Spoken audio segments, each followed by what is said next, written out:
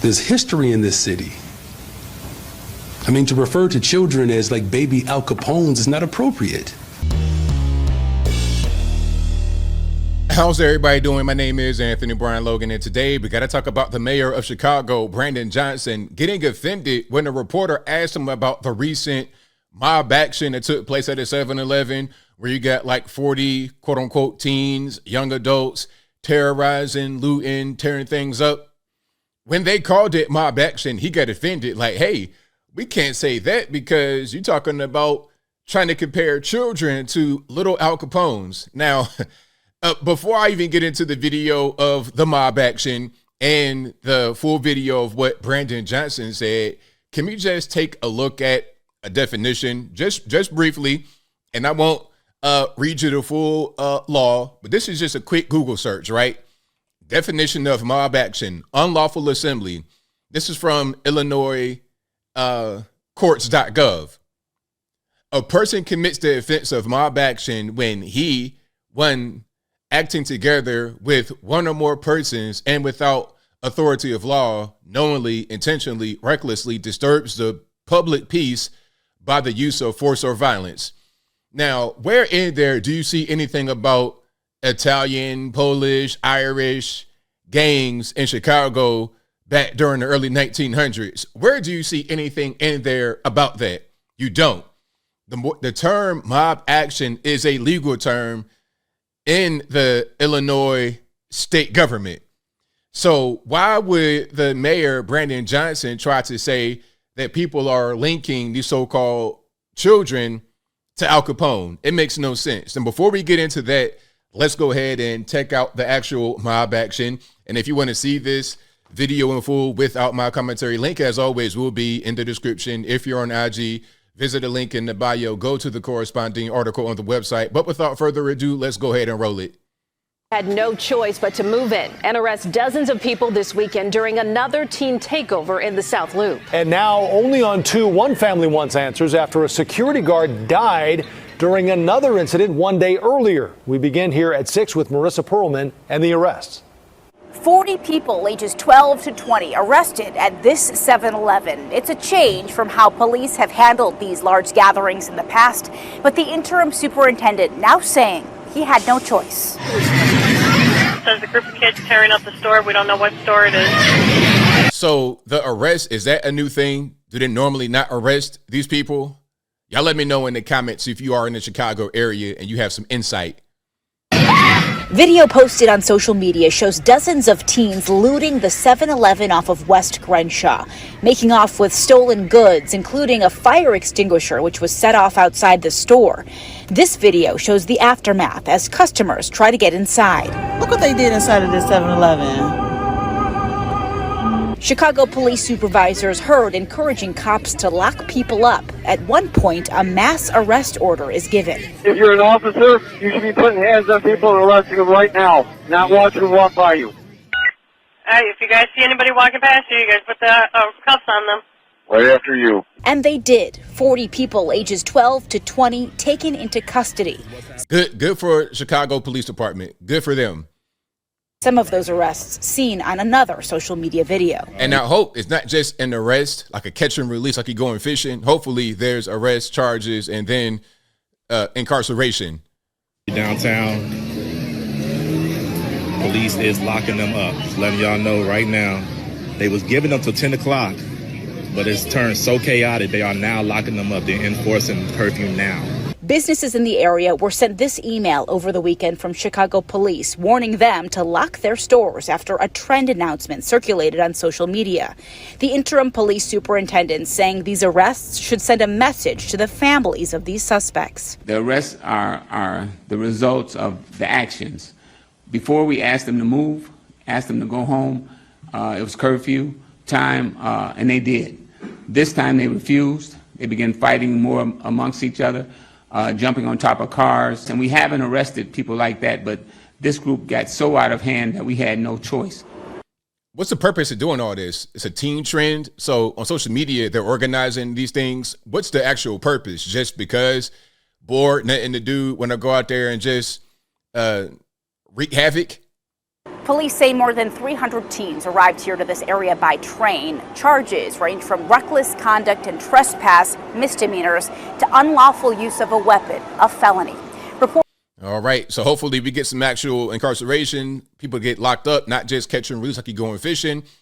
But with this guy in office, I'm not quite sure that we're going to have a lot in the way of actual punishment. This is Brandon Johnson, the mayor of Chicago. Now, let's take a look at what he said. I'll play some of it a little bit earlier, but let's hear the full thing so you get the total context of what's going on. What do you mean? Can you give us an example of a couple of the trends you're seeing? Oh, you're not aware of some of these large gatherings? You're talking about the mob actions? No. So, okay, just so we're on the same page, Brandon Johnson's like, so you're not aware of these large gatherings? And then the reporter or whoever's asking him the question is saying, the mob action. He's like, no. That's not appropriate. We're not talking about mob actions. I didn't say that. What happened? Okay, hold on a second, okay? Respectfully. These large gatherings, just hold on a second, y'all. I promise you, we have time to talk.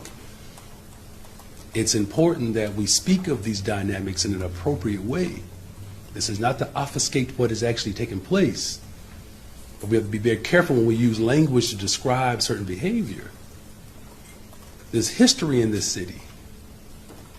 I mean, to refer to children as like baby Al Capones is not appropriate.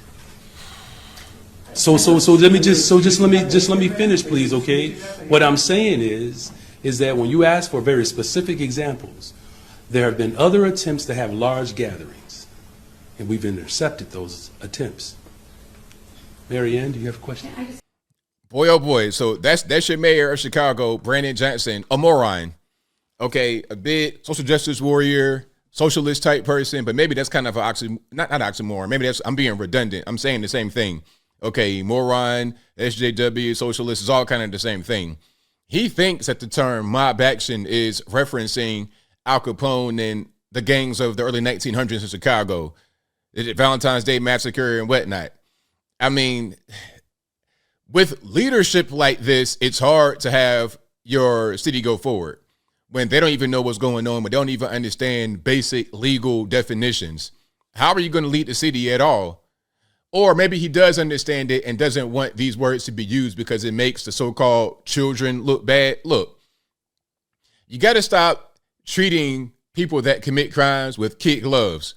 You got to stop. If you organize these riots on social media, 300 of you go down there, you're looting a store, breaking the windows, stealing stuff, stealing money, stealing merchandise, doing whatever you want to do, violating the curfew. There's got to be a penalty for that, because if there is no penalty, as I close, then you're going to have more of the same thing that happens. And why would I go to your city? Why would I spend money in your city? Why would I buy a home in your city, get a job in your city, if you can't control what goes on in the downtown area? Why would I go there? For any reason, for vacation, permanently, why would I go there? I'm going to take my money elsewhere if you guys cannot control what's going on. And again, it comes from the top down. The police can only do so much. If the police are defunded, demoralized, not backed up by the city, then what can they really do? All right. If the mayor is not even trying to acknowledge what's going on in the true way, then what can you really do when the leadership does not have your back? You got to have good leadership, good governance in the place to make a difference. Because if you don't, you're not going to go forward in a truly positive way. But I think I'll leave that right there for now. And what say you? What do you guys think about what Mayor Brandon Johnson said about mob action? Do you think the person who used the term mob action out there in the crowd, I'm not sure if it was a reporter or whatever, probably so, but do you think that person was trying to refer to the looters as quote unquote mini Al Capones? Or do you think they were using the term in the way that I showed you at the very beginning? Okay, when you have groups of people engaging in acts of violence, is that what it was? Or do you think Brandon Johnson is right? Whatever your thoughts are, let me know in the comments below. You guys know where I'm at. With leaders like this, you're going to have problems. It's just that simple. When you see the crime rate spike up, when you see property values decrease, when you're starting to see things change for the worse, you can't really be surprised when you have bad leadership. This guy is an issue. You know, on social media, I'm going to say one last thing, then I'm going to wrap it on up, put the bow clean on top for real. Somebody was trying to blame Republicans, saying, hey, you know, there's no Republicans that want to run in Chicago, and you can't say that they get what they vote for when there's nobody running on the opposite side. It's like, come on, Chicago, you think you're going to have a member of the GOP win in Chicago? Look, the race in Chicago for the mayorship, it was between Lori Lightfoot, Paul Vallis, and Brandon Johnson. Paul Vallis is a moderate Democrat, and he got beat by the extreme Democrat. So if a moderate Democrat, a guy who was very well known and respected in the city, cannot win over an extreme leftist socialist type person, then how in the world would a member of the Republican Party, the GOP, how would they be able to win in Chicago if a moderate Democrat can't win? Let's just use our brain for a minute. At a certain point, you got to get down to the core of the problem. It's the people in the city. I've said this all over the place, not just in Chicago, but New York City, Oakland, San Francisco. It doesn't matter their race or whatever. If people are voting one way and their ideology is one way, it's going to remain that way until they change. Very simple. But whatever your thoughts are, please let me know in the comments below. And that's all I got to say for this video.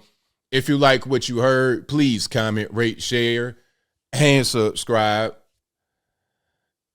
Peace.